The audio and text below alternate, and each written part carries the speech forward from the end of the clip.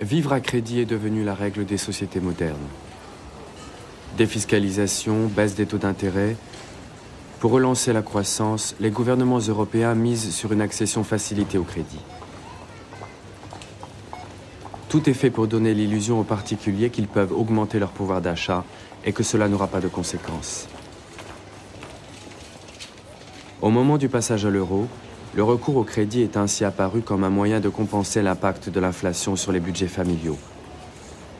Mais le crédit peut-il soutenir la consommation sans conduire au surendettement ?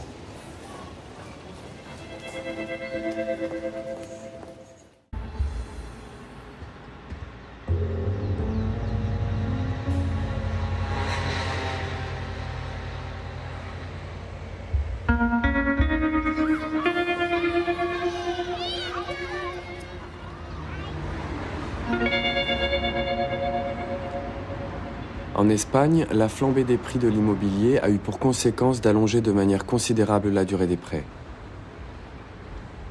Devant le risque que représentent ces crédits à long terme, les ménages se sont vus proposer des prêts à taux variables indexés sur l'Euribor, le taux de référence du marché monétaire européen.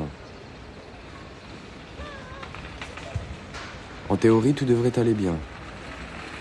Sauf si le marché de l'immobilier s'effondre.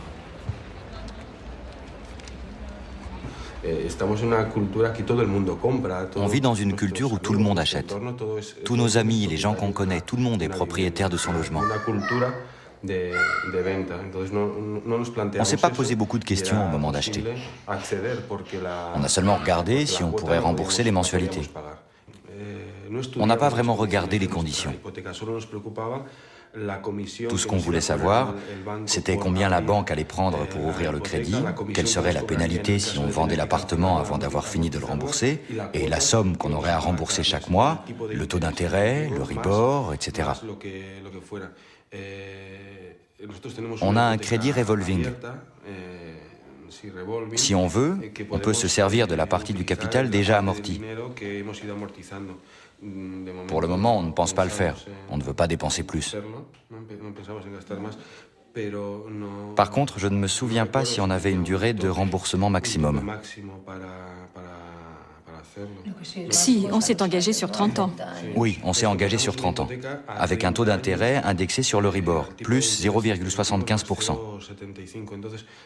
Résultat, je serai à la retraite, j'aurai 69 ans quand je devrais verser ma dernière mensualité. J'espère que d'ici là, j'aurai fini de payer. Sinon, Meyer, tu vas devoir continuer à travailler pour rembourser.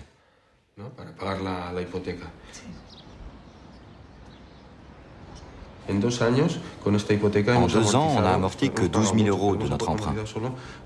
Mais on a payé plus, bien sûr.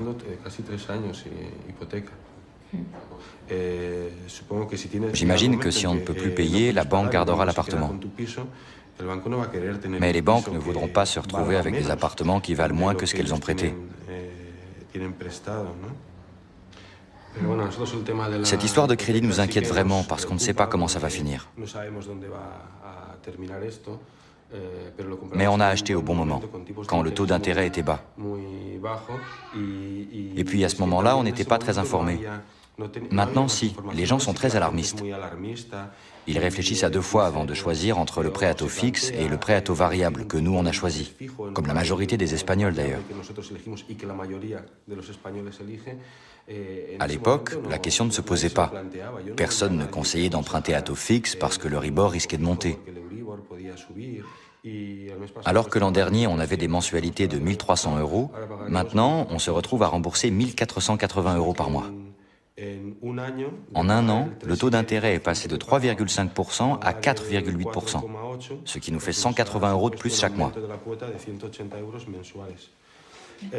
Dans les conditions de notre prêt, il est prévu que le taux d'intérêt ne dépasse pas les 8%. Pour nous, c'est une bonne nouvelle parce qu'on pensait qu'il pouvait continuer à augmenter indéfiniment.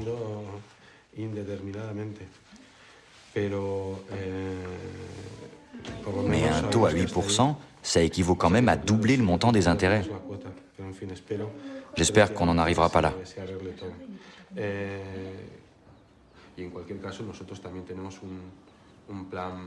Dans tous les cas, si on ne peut plus payer, on a un plan B.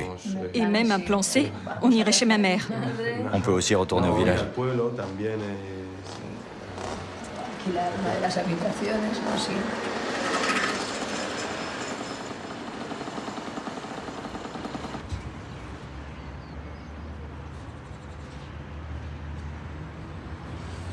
Vous avez comblé combien de fois votre découvert jusqu'à présent? 10 mois sur 12. Parce que là, vous avez encore des économies, mais quand les économies vont se tarir, vous allez le combler comment, votre découvert? Qu'est-ce que vous avez voulu compenser depuis le divorce? Mais malgré tout, moi, quand je regarde l'historique de votre dossier, ne serait-ce que chez nous, en 2005, vous souscrivez un nouveau crédit pour vous demander 10 000 euros. Donc, comment vous allez faire? Parce que ça dépend de vous. Le découvert, moi, je ne vais pas pouvoir tous les mois trouver une solution à votre place pour ce découvert. Donc, quelle est la solution que vous allez vous trouver personnellement?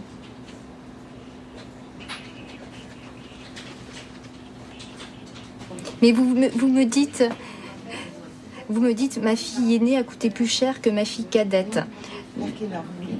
D'accord, mais c'est vrai que nous, on a besoin de se projeter un petit peu dans l'avenir ensemble en se disant, si je vous propose une solution de paiement plus avantageuse, et qu'effectivement, vous continuez à ne pas prévoir les cadeaux qui vous coûtent relativement cher, si vous continuez à un moment donné à vous dire je veux faire plaisir à mes filles et finalement moi j'ai pas assez d'argent dans le mois donc je vais prendre sur un crédit, ce que je vais vous faire gagner aujourd'hui, vous allez le perdre d'un autre côté et on va repartir sur la même situation. Donc qu'est-ce que vous allez vous personnellement mettre en œuvre au-delà de la solution que je peux vous proposer pour qu'effectivement des situations comme celle que vous vivez aujourd'hui ne se reproduisent pas?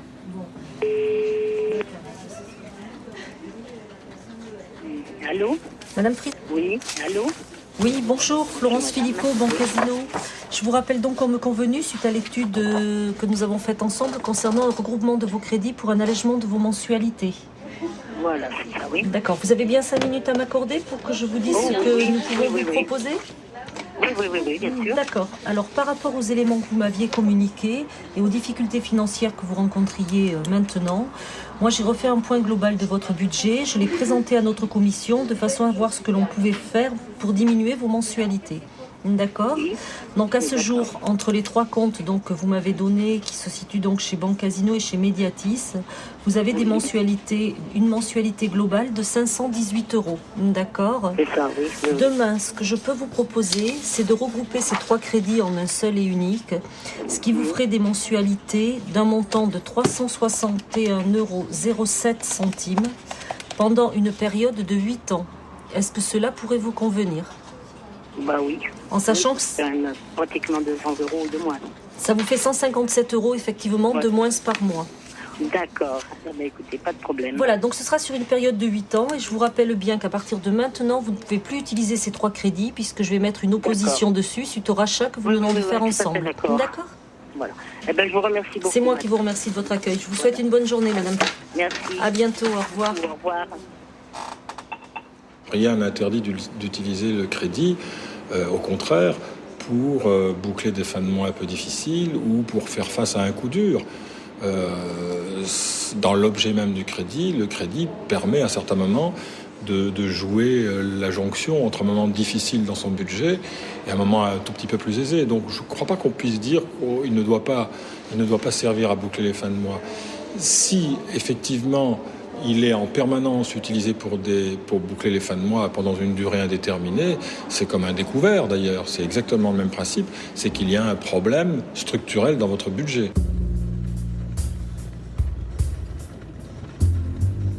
C'est joli ces petites maisons là. Les machins en plastique, ouais, c'est joli ça.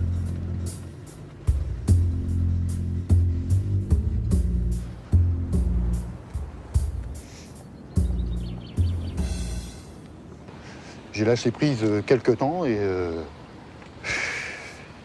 maintenant pour monter le bord de la piscine, c'est glissant quoi. C'est très glissant, j'arrive plus à remonter quoi. Moi, ma vie, elle était, je gagnais bien ma vie, tout était parti pour que ça aille très bien et Il est arrivé une chose qui arrive, je pense, assez fréquemment, quoi. C'est ce que je vois en tout cas, c'est qu'on s'est séparés, et voilà, quoi. Il y a eu une cassure dans cette vie-là, et voilà, quoi. Voilà. Expliquer ça. Parce qu'en fait, on avait pris une maison avec l'ami avec qui j'étais, et on n'avait pas de meubles tous les deux. Donc il a bien fallu acheter des meubles. Pour acheter des meubles, en gros, c'est-à-dire tout ce qu'il faut dans une maison, il faut faire un crédit parce que c'est pas possible de payer cash. Ça, c'était le premier crédit. Le deuxième crédit, c'était une voiture, puisque j'avais 25 minutes de route chaque jour à faire aller, 25 minutes de retour tous les jours, donc il fallait que je m'achète une petite voiture, puisque j'avais une 2 chevaux et j'avais attrapé un accident et j'ai plus de voiture, donc... Patch, viens là. Allez, viens. À partir du moment où j'ai perdu mon travail, j'arrivais plus à subvenir à ces 2 crédits, on va dire, parce qu'il n'y avait pas beaucoup de crédits, il y en avait que 2. En 2 mois de temps, j'ai sombré du jour au lendemain à cause de ça, quoi. Donc voilà, quoi.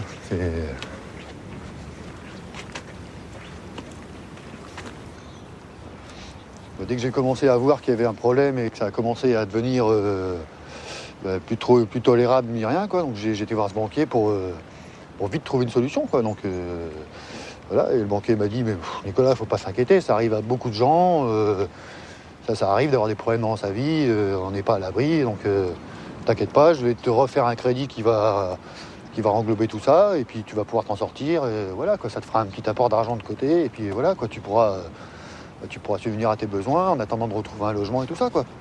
Donc moi, le banquier, c'était une personne que... c'est quand même la personne qui gère votre vie, qui gère votre compte, c'est quand même quelqu'un... si on n'a pas confiance en son banquier, on a confiance en qui? Donc moi, j'ai fait confiance. J'ai signé, très content que ça allait se débloquer tout ça, quoi. Et au jour d'aujourd'hui, je me suis aperçu qu'en fait, le papier que j'ai signé, c'est un crédit à un taux de pratiquement 19%, quoi. Donc non seulement ça n'a rien résolu du tout, mais ça m'a encore plus mis dans le caca. Voilà. C'est quand même quelque chose de... Voilà, on a vraiment l'impression que la personne était là pour faire de l'argent, et puis c'est tout, quoi. Lui, ça lui a permis peut-être de se faire bien voir dans sa hiérarchie. Moi pas.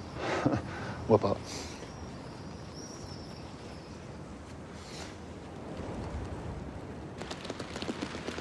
Donc voilà le seul logement que je peux me payer en France aujourd'hui en travaillant et en ayant un salaire de 1 200 € par mois. Voilà ce que j'arrive à me payer, quoi. C'est tout ce que j'ai, et voilà, qui est sans eau courante, avec le minimum en électricité, et puis voilà, quoi. Donc une caravane d'été qui est pas isolée du froid, et puis voilà, qui commence à pourrir, sérieusement, voilà. On peut dire.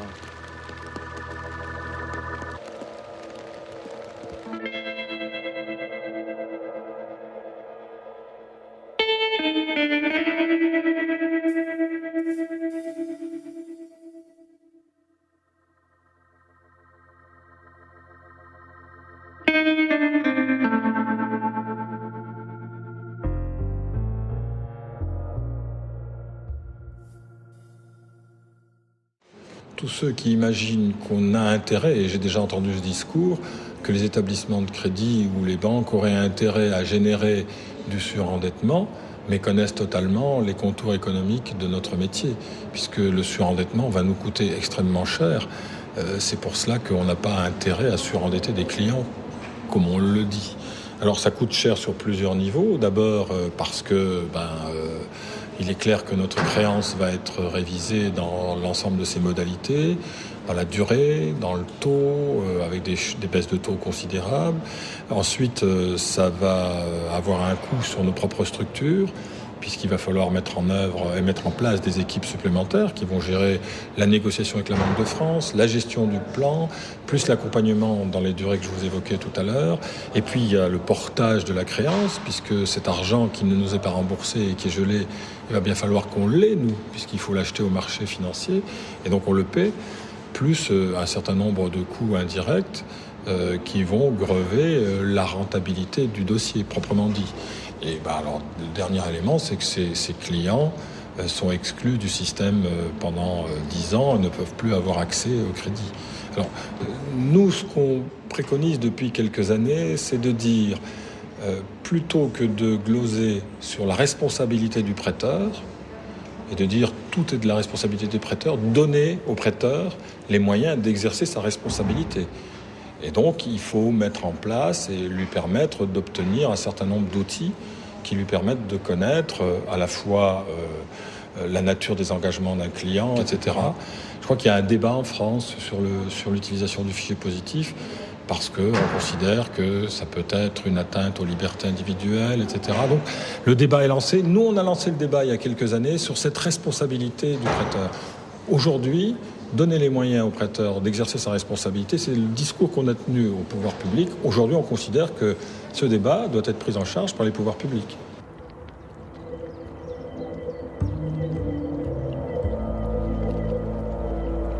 L'Allemagne, l'Italie, les Pays-Bas et la Belgique possèdent un fichier positif qui recense l'encours de tous les crédits contractés par des particuliers. Le fichier allemand, créé en 1927, était à l'origine celui de l'entreprise privée qui produisait et distribuait l'électricité.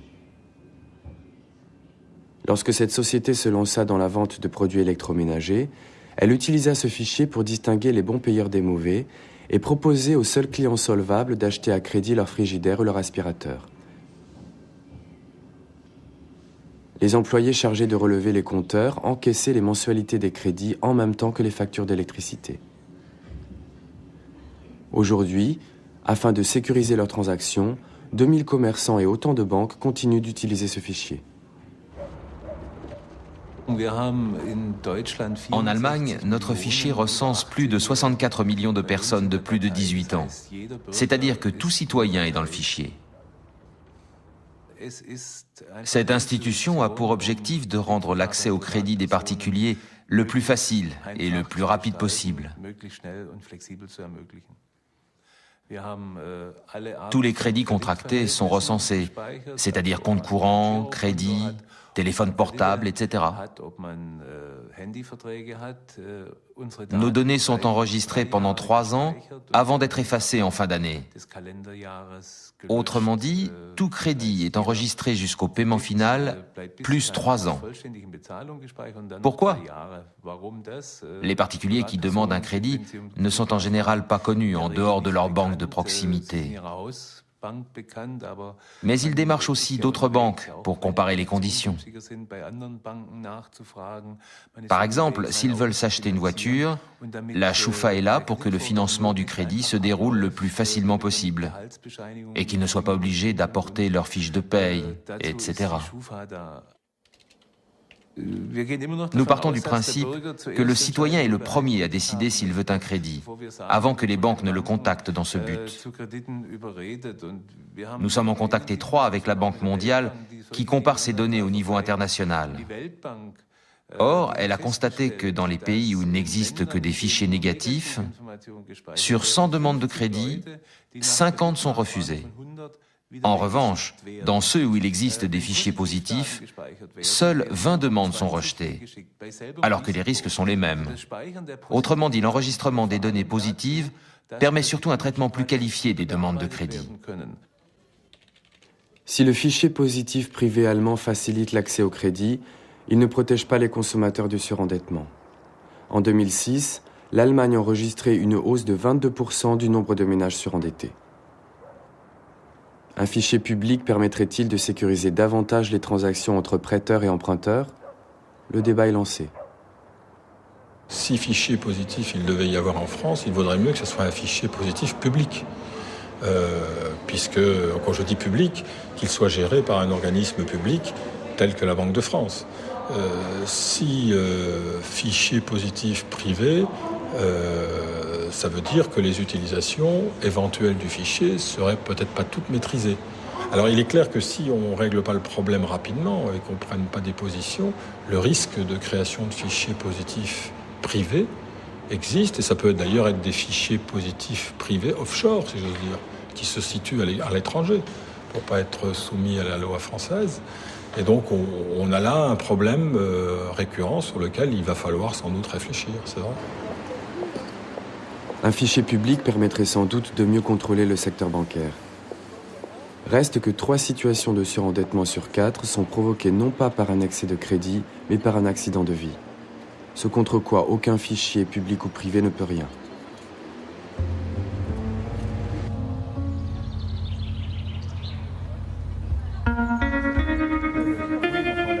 J'ai déjà quand même bien une vingtaine de personnes. Madame Ferrandin m'a dit que oui.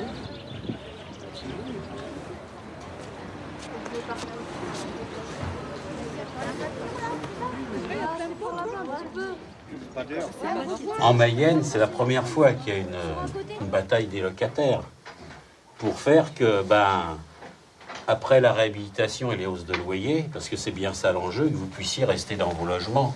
Les conséquences, on les connaît. Les conséquences, c'est soit on se retrouve à la rue parce qu'on ne peut pas payer les loyers, sans compter que le loyer, bien souvent, c'est ce qu'on paye en premier parce qu'on a absolument besoin d'un toit. Alors on supprime quoi? Les loisirs, le cinéma, les sorties, on achète moins de chaussures, moins de vêtements, un peu moins de viande. On connaît le processus. D'ailleurs, on me disait que dans la cité, il y a déjà des gens qui ont cherché à partir parce qu'ils savaient qu'ils ne pourront pas payer les loyers. 425 euros. 425 euros. Sans les charges.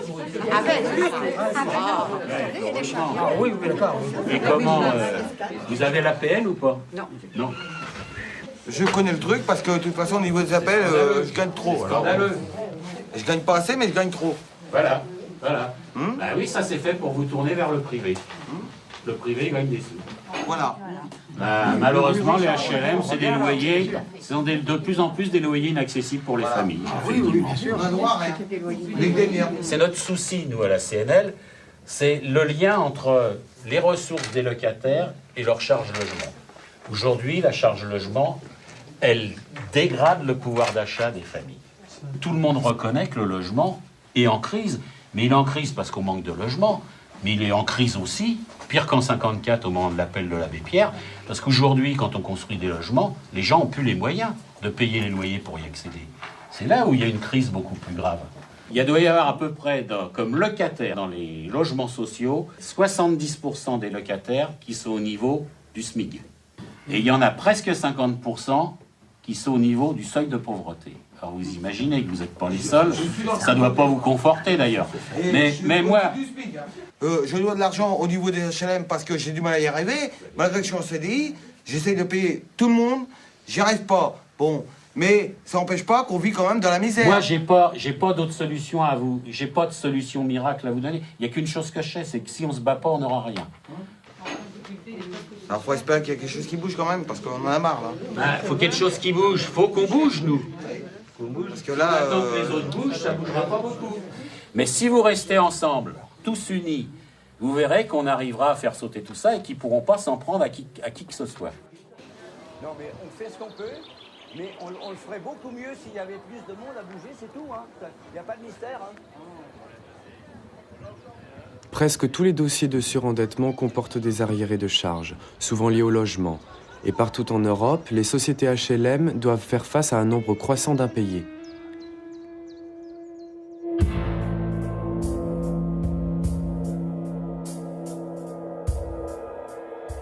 Aux Pays-Bas, l'organisme de logement social Smallingerland s'est lancé dans une opération pilote. Proposer à ses locataires en difficulté une assistance budgétaire qui peut aller jusqu'à la mise sous tutelle.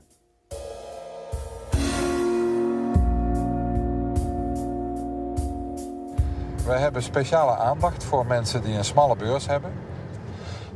Nous portons une attention particulière aux gens qui disposent d'un faible pouvoir d'achat. Mais nous voulons que nos locataires paient leur loyer. Un accord est un accord, un bail est un bail. Et il faut que le loyer soit payé. Mais nous comprenons qu'il est parfois difficile pour certaines personnes de respecter ce contrat. Et si ces personnes rencontrent des problèmes, nous voulons bien les aider à payer leur loyer. Nous nous donnons du mal pour leur apporter notre aide, mais il faut quand même que ce soit elles qui nous contactent et nous expliquent leurs problèmes. Par exemple, s'il y a plusieurs créanciers, s'il s'agit d'un problème de dette multiple. Le locataire doit s'adresser à nous pour nous expliquer sa situation et dans ce cas-là, nous faisons de notre mieux pour trouver une solution avec lui. Parfois, nous lui donnons simplement un conseil. Et parfois, nous lui proposons d'administrer son budget.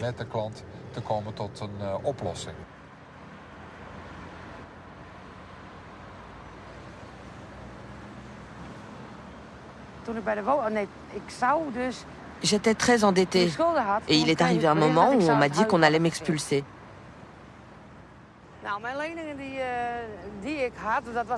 Ces dettes correspondaient à des arriérés de loyer et de charges, à des choses importantes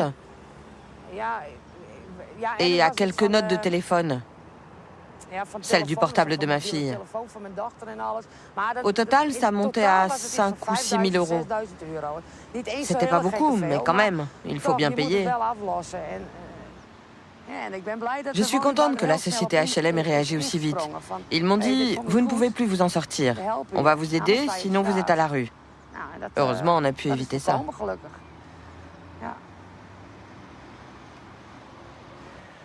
Je suis allée les voir, et là, le travailleur social m'a expliqué que la société HLM Smalingerland, dont j'étais locataire, proposait une nouvelle mesure qui pouvait m'aider.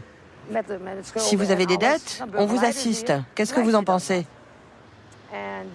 Il m'a tout expliqué en détail, et après, on m'a présenté Jeannette. C'est comme ça que ça a commencé.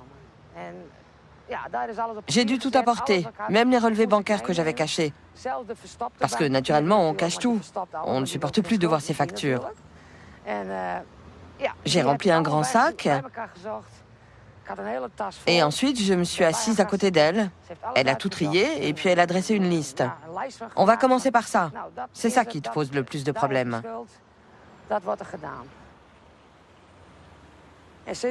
Depuis, toutes les semaines ou tous les 15 jours, j'apporte une enveloppe avec mes factures et c'est Jeannette qui s'en occupe. Ça fait 4 ans maintenant. Et ça se passe très bien. On me laisse 70 euros par semaine, c'est parfait. Je n'aimerais plus faire autrement. Parfois, c'est pénible quand on a besoin de vêtements ou quand ma fille a besoin de quelque chose, parce qu'il faut demander de l'argent en plus.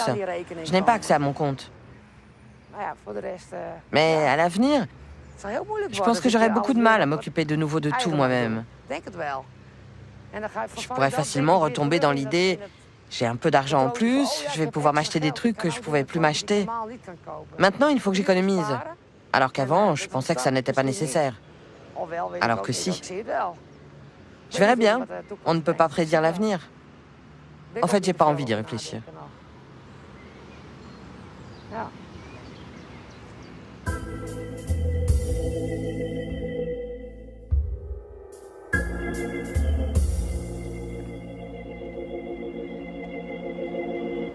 Pour aider les personnes à sortir de leurs difficultés financières, plusieurs pays européens se sont dotés de mesures administratives ou judiciaires. En France, la loi Niertz de 1989 a sorti le surendettement du face-à-face entre créanciers et débiteurs en mettant en place des commissions de surendettement. Ces commissions, gérées par la Banque de France, sont chargées d'établir des plans de réaménagement de dettes. Mais devant des situations de plus en plus difficiles, ce système a lui aussi montré ses limites. Et depuis 2003, la loi Borloo a instauré une faillite civile qui donne la possibilité aux juges d'effacer les dettes des personnes aux trop faibles ressources. La grande difficulté pour trouver des réponses, que ce soit aux situations de surendettement ou aux questions d'accès au crédit, les deux sont extrêmement liés, c'est la présence de jugements moraux. On n'a pas un rapport neutre au crédit et à l'argent, on a toujours la question du bon usage de l'argent, des valeurs morales qui sont très présentes. Et le problème, c'est tant dans la finalité de l'usage du crédit que dans les décisions qui vont être prises en cas de difficulté de remboursement, vous avez la présence de jugement moral. Dans le cadre du plan de surendettement, quand il a été discuté de la question du rétablissement personnel, c'est-à-dire cette espèce de faillite civile, un des arguments des opposants était de dire ça va ouvrir les portes au n'importe quoi, tout le monde va emprunter en se disant de toute façon j'ai plus de risques, on m'effacera mes dettes. Mais c'est quelque chose qui intervient déjà uniquement dans les cas où il n'y a plus d'autres solutions. Et de toute façon, à quoi bon punir les personnes qui ne peuvent plus rembourser, qui n'ont vraiment plus d'espoir un jour d'embourser leurs dettes, si ce n'est de les maintenir la tête sur l'eau uniquement pour dire elles sont punies. C'est uniquement du domaine du moral. Rationnellement, ça n'a pas d'intérêt d'empêcher les gens de retomber sur leurs pieds. la chute qu'ils ont faite pour arriver au point de ne plus pouvoir rembourser est déjà une punition en soi, il n'y a aucun doute là-dessus. Est-ce que Madame Fanet est arrivée? Approchez, Madame.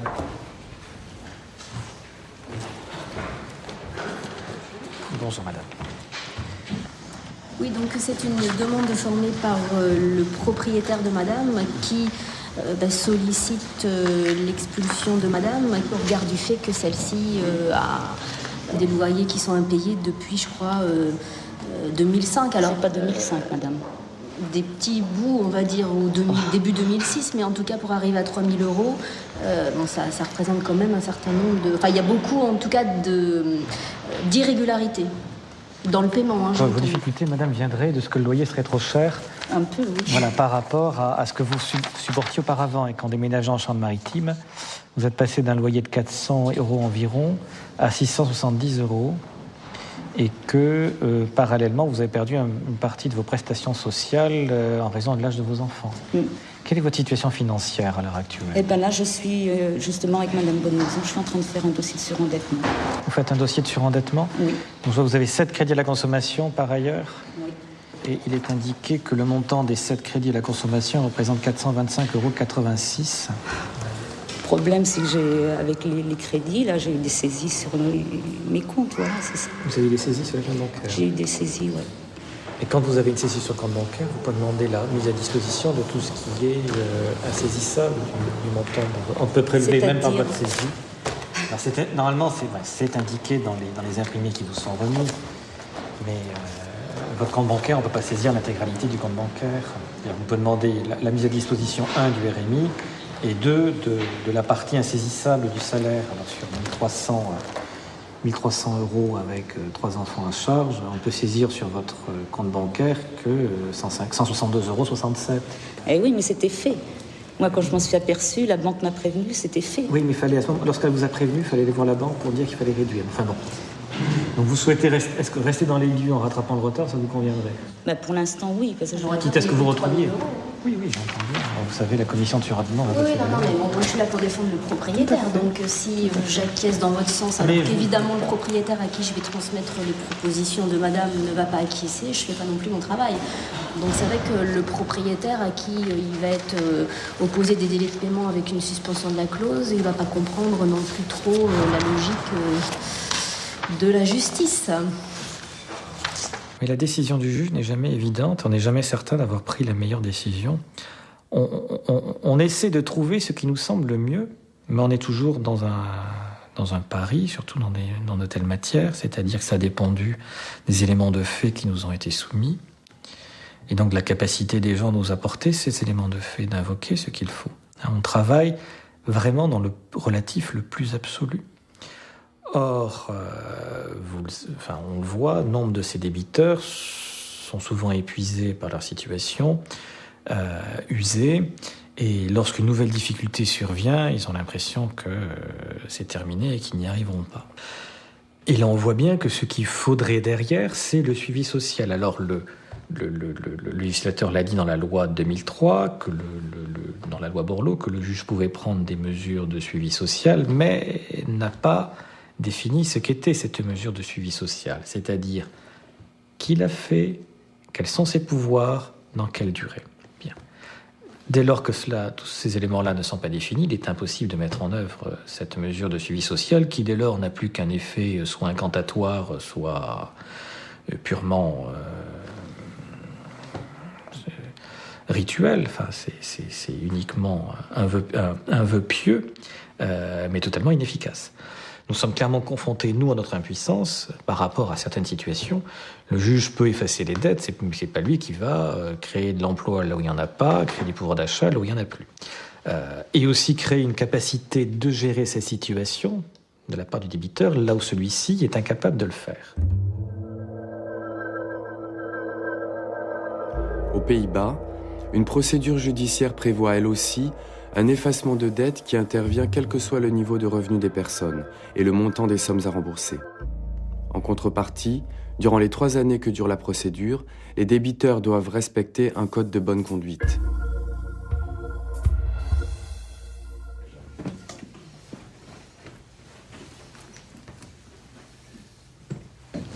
Oké, nou, u zit in de schuldsaneringsregeling sinds oktober 2005. En u had op dat moment een schuldenlast van zo'n €50.000. En zoals u weet moet u om de schuldsaneringsregeling met een schone lei te eindigen voldoen aan verschillende verplichtingen. U moet de bewindvoerder goed informeren, u moet solliciteren, u moet maandelijks de boedelafdracht betalen en u mag geen nieuwe schulden maken. En nou constateer ik op basis van de informatie die ik van de bewindvoerder heb gekregen dat het toch nog steeds niet goed gaat met de regeling. Ja, ik ben al eigenlijk in principe bijna 4 maanden niet buiten geweest. Maar hij brengt de kleine naar school. Ja, dat durf ik gewoon niet eens naar de huis uit. En wie zijn ze? Wie gaat u daarbij? Dat is mijn maatschappelijke werker Ruud Jansen en van die ambulante hulpverlening. Ja, en hoe vaak komt die ambulante begeleider? Die komt 1 keer in de week. 1 keer per week. En het maatschappelijk werk? Ja, ik heb 3 voogden en ja, ik kom je ook niet uit. Nee. 3 voogden in 1 gezin. Kijk, dan word je zelf ook helemaal kierig. Dus u zegt eigenlijk, nou, ik ben ook meer bezig met het op orde houden voor mijn gezin dan met solliciteren voor de schuldsaneringsregeling. Dat lukt me gewoon niet. Is het nieuw voor u, mevrouw Ording? Of wist u dit al? Nee, we weten wel dat mevrouw, dat was ook bij de vorige zitting besproken, dat die waren er toen ook al. En ondanks dat zijn er toch een aantal duidelijke afspraken gemaakt. Gerichte sollicitatiebrieven en bewijzen moet u toesturen naar mevrouw Ording. Even kijken. Nou, ook weer dat kost 4 keer per maand kost dat ook postzegels, enveloppen. Dan moet ik dat allemaal van die €75 Maar tegelijkertijd zeg ik, wilt u van uw schuld van €50.000 af in die 3 jaar, dan staat er wat tegenover. En dat is zoeken naar werk en bewijsstukken overleggen. En dat kost dan inderdaad een postzegel. Maar ja, er staat nogal wat op het spel voor u. Ja, maar goed, ik heb wel 1 lopen hoor. Bij een schoonmaakbedrijf voor 3 uurtjes. Maar ja, ik heb daar vergeten kopie van te maken, maar het lijn loopt wel. Ja. Nou, dat begrijp ik ook. Ik begrijp ook uit wat u mij vertelt dat u uw handen vol heeft aan de thuissituatie. En dat, ja, een schuldsaneringsregeling is een extra belasting. Dat realiseer ik me ook. Daarbij wordt veel van u gevraagd.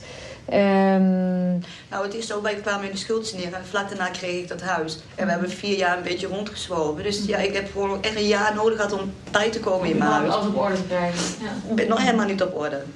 Het lukt me gewoon niet. Ook niet met de hulp die u heeft? Jawel, nu. Ja. Met langzaam maar zeker.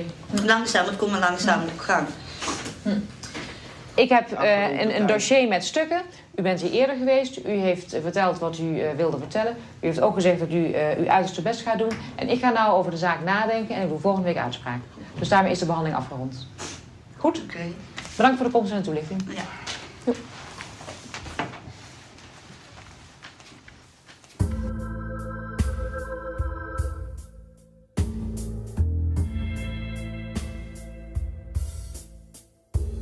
Gedurende de 3 jaar van de schuldsaneringsregeling moet een La procédure d'assainissement de dette dure 3 ans. Et pendant ces 3 ans, le débiteur doit respecter 4 obligations principales s'il veut que ses dettes soient effacées. La première de ces obligations est de payer chaque mois un certain montant à ses créanciers. On calcule la somme dont il a besoin pour vivre au quotidien et celle qu'on attribuera au remboursement de ses dettes.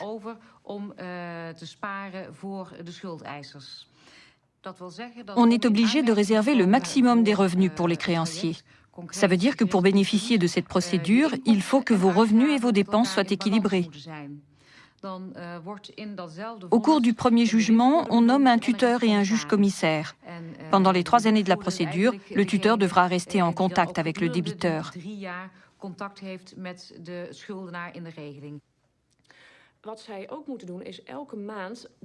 Le débiteur doit prouver qu'il recherche vraiment un emploi. S'il a un emploi ou s'il travaille au moins 36 heures par semaine, alors c'est parfait. Sinon, il doit postuler activement. Le débiteur doit envoyer au moins 4 lettres de candidature par mois et transmettre à son tuteur les copies de ces lettres ainsi qu'une copie de l'annonce à laquelle il répond. Il doit aussi s'inscrire auprès d'au moins 4 agences d'intérim et auprès du CWI. C'est une agence néerlandaise d'aide à la recherche d'emploi. Là aussi, il doit fournir les justificatifs de ses démarches. Les banques bloquent automatiquement le compte du débiteur. Dès que quelqu'un entame la procédure d'assainissement de dette, son compte est bloqué, même si le solde est positif. À partir de là, c'est le tuteur qui donne la permission de débloquer le compte. S'il y a un solde positif, le tuteur peut décider qu'une partie de la somme soit virée sur le compte réservé aux créanciers. Au début de la procédure, le tribunal informe la Poste, qui n'envoie plus alors le courrier au client, mais directement au tuteur. Le courrier de nombreuses personnes est trié tous les jours. On regarde s'il y a des documents susceptibles de poser des problèmes, s'il y a de nouvelles dettes, si la personne compte déménager, si elle va toucher un héritage. Voilà le genre de choses que l'on surveille. En principe, la procédure d'assainissement de dette dure 3 ans. Au bout de ces 3 ans, le juge décide si la personne peut bénéficier de l'effacement de ses dettes. Elle l'obtient à condition d'avoir respecté toutes les obligations durant cette période. Si c'est le cas, les choses sont réglées et dès lors, les créanciers ne pourront plus faire pression sur elle. Le débiteur peut continuer à payer ses dettes s'il le désire, mais il n'en a plus l'obligation. Et nous constatons que 70% de ces procédures s'achèvent réellement par un effacement de dette au bout des 3 ans.